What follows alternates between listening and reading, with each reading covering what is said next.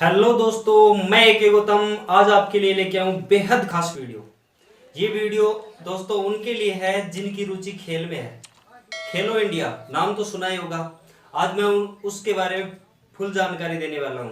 यानी खेलो इंडिया में स्कूल स्तर से कैसे जा सकते हैं, या फिर इस खेलो इंडिया में किस किस स्तर से हम जा सकते हैं, कौन कौन से खेल होते हैं जिनमें हम भाग ले सकते हैं खेलो इंडिया के थ्रू, क्या होता है खेलो इंडिया और खेलो इंडिया खेलने के बाद में हमें क्या फायदा मिलता है, इन सब के बारे में आज विस्तृत जानकारी लेंगे।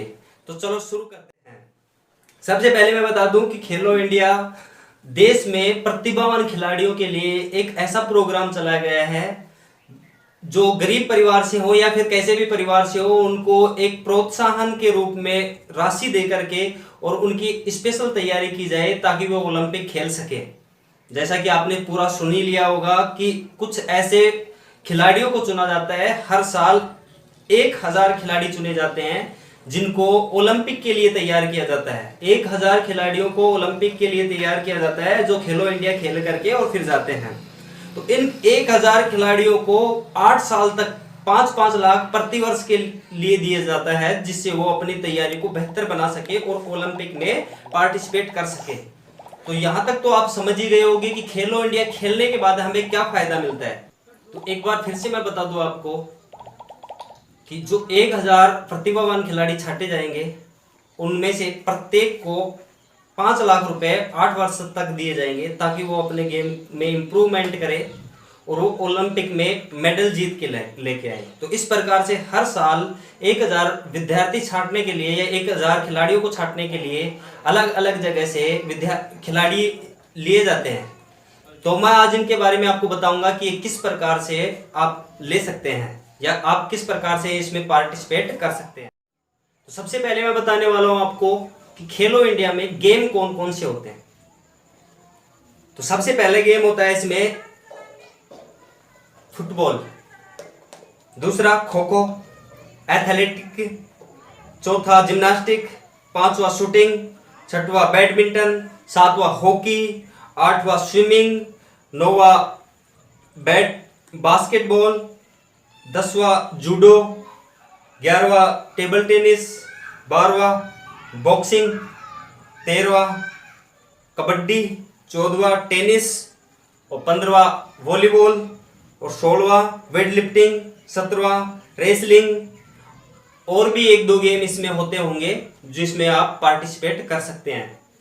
तो उम्मीद करता हूं कि आपको पता चल गया होगा जिस खेल गेम में आपकी रुचि है आप उसको सिलेक्ट कर सकते हैं और उसको सिलेक्ट करके आप अपना कैरियर उसमें चुन सकते हैं। जैसा कि आप इन सब गेमों के बारे में पता चल गया होगा, अब आपको उत्सुकता हो रही होगी कि हम यहां तक पहुंच कैसे सकते हैं या हम स्कूली स्तर से खेलो इंडिया में कैसे जा सकते हैं। तो मैं उसके बारे में भी आपको स्टेप बाय स्टेप सब चीजें बताऊंगा कि कहां से और किस प्रकार से आप पहुंच सकते हो।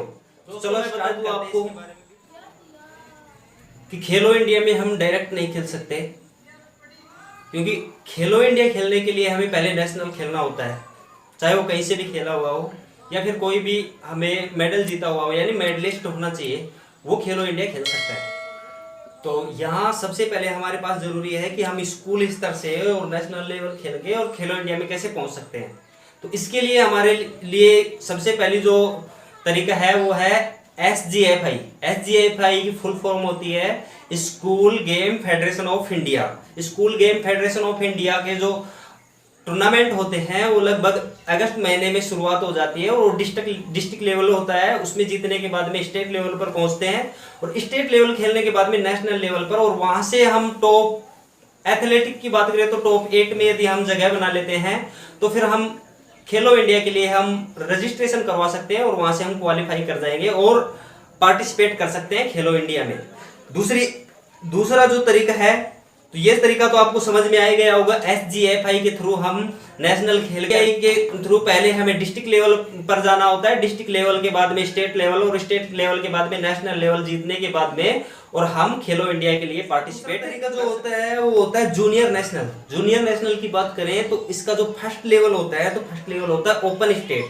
ये जीतने के बाद में हम जाते हैं जोनल पर, यानी जोन होते हैं हमारे 4 जोन होते हैं, साउथ वेस्ट जो भी होते हैं नॉर्थ, इन 4 जोनों में से किसी भी जोन में हमें जगह बनानी होती है और वहां जाने के बाद में वो जीतने के बाद में हम जूनियर नेशनल खेलते हैं। जूनियर नेशनल खेलने के बाद में हम वहां से क्वालिफाई कर जाते हैं खेलो इंडिया के लिए। तो ये हमारा दूसरा तरीका होगा जहां से हम खेलो इंडिया के लिए पार्टिसिपेट कर सकते हैं। तीसरे की बात करें तो सीबीएसई क्लस्टर।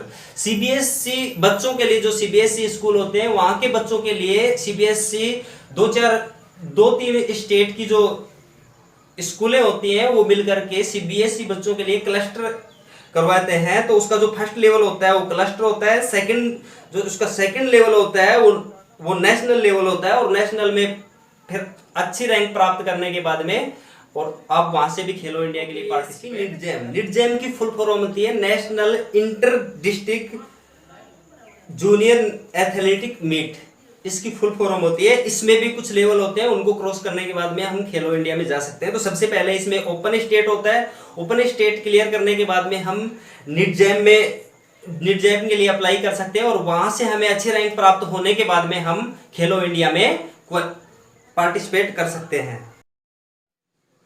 तो इसकी फुल प्रोसेस में आपको बता देता हूं कि किस प्रकार से खिलाड़ी लिए जाते हैं खेलो इंडिया के लिए।